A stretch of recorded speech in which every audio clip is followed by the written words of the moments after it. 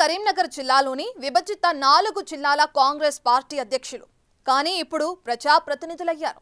దాంతో వారికి జిల్లా పార్టీకి కేటాయించేంత సమయం చిక్కడో లేదో, చిక్కిన పార్టీలోని అంతర్గత విభేదాలను పరిష్కరించే ఉపాయం అంతు చిక్కడో లేదో కానీ మొత్తానికి పార్టీ పదవులకు దూరం అంటున్నారట. దాంతో జుట్టు పట్టుకునే ఫైట్ పరాకాష్ఠకు చేరి అక్కడి కాంగ్రెస్ అంతర్గత రాజకీయాలు బజారున పడుతున్నాయి. అసలింతకీ ఉమ్మడి కరీంనగర్ జిల్లా కాంగ్రెస్ లో ఏం జరుగుతుంది?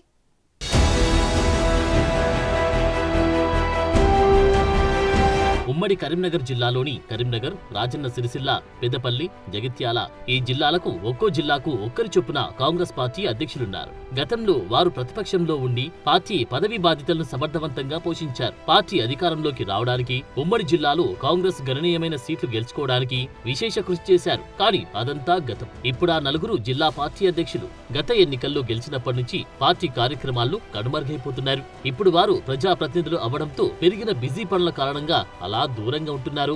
ఎడతెగని కొట్లాటలకు తాము పరిష్కారాలు చూపించలేక చేతులు ఎత్తేస్తున్నారో తెలియని దుస్థితి ఆ అధ్యక్షులది.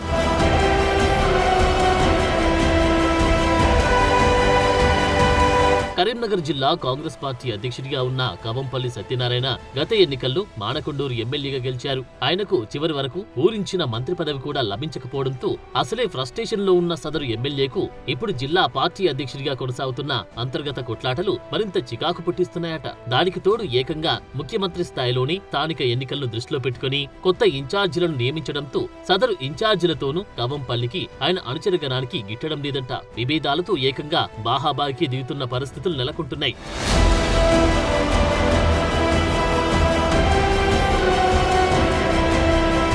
గత పార్లమెంట్ ఎన్నికల్లో కరీంనగర్ ఎంపీ అభ్యర్థిగా బరిలో నిలిచిన వెలిచాల రాజేంద్రరావును ఈ మధ్య సీఎం పిలుచుకొని మాట్లాడడం, స్థానిక ఎన్నికల నేపథ్యంలో బాగా పనిచేయాలని సూచించడం, ఆయనకు కరీంనగర్ ఇన్ఛార్జ్ బాధ్యతలుగా అప్పజెప్తారనే ప్రచారం ఇవన్నీ వెరసి కాంగ్రెస్ అంతర్గత రాజకీయాల్లో నిప్పు రాజుకున్నట్లయింది. పైగా వెలిచాల రాజేంద్రరావు చేసే కార్యక్రమాలకు సంబంధించిన కొన్ని ఫ్లెక్సీల్లో జిల్లా అధ్యక్షుడైన ఎమ్మెల్యే కవంపల్లి సత్యనారాయణ ఫోటోలు లేకపోవడంతో కవంపల్లి వర్గీయులు వెలిచాలకు వ్యతిరేకంగా కరీంనగర్ లో ఓ నిరసన కార్యక్రమాన్ని కూడా చేపట్టారు. ఇలా ఒకరిపై ఒకరు అధిష్టానానికి ఫిర్యాదులు చేసుకుంటూ కరీంనగర్ కాంగ్రెస్ పరువును మానేరులో కలుపుతూ ఉంటే ఉమ్మడి జిల్లాలో ముగ్గురు మంత్రులు ఉన్న నిమ్మకు నీరెత్తినట్లు పట్టించుకోకపోవడంతో ఇప్పుడు పార్టీ పరిస్థితి నడిసంద్రాన చిల్లిపడ్డ నావలా తయారైంది.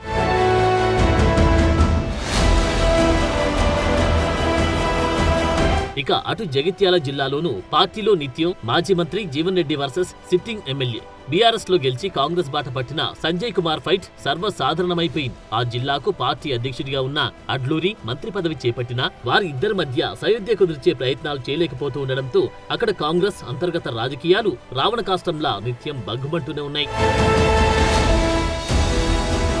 ఇక పెద్దపల్లి జిల్లా కాంగ్రెస్ రాజకీయాలు విపరీతమైన గ్రూప్ రాజకీయాలకు కేర్ ఆఫ్ గా మారిపోయాయి. ఎంపీ గడ్డం వంశీ వర్సెస్ మంత్రి శ్రీధర్ బాబు లొల్లి చాలా కాలంగా నడుస్తూ ఉన్న వారి సమస్యను పరిష్కరించేందుకు ధైర్యం చాలక అక్కడి జిల్లా పార్టీ అధ్యక్షుడు రామగుండం ఎమ్మెల్యే రాజ్ ఠాకూర్ మిన్నకుండిపోవడం చర్చనీయాంశంగా మారుతుంది. ఇక రాజన్న సిరిసిల్ల జిల్లాలోనూ 2 నియోజకవర్గాలున్నప్పటికీ వేములవాడ, సిరిసిల్ల నియోజకవర్గాల్లోని కాంగ్రెస్ నేతల మధ్య పొసగడం లేదు. ఎవరికి వారే యమునా తీరే అన్నట్లుగా జిల్లా పార్టీ అధ్యక్షుడు వేములవాడ ఎమ్మెల్యే ప్రభుత్వ విప్ ఆది శ్రీనివాస్ వర్సెస్ కేకే మహేందర్ రెడ్డి గ్రూపుల మధ్య తీవ్ర అంతరం కనిపిస్తోంది.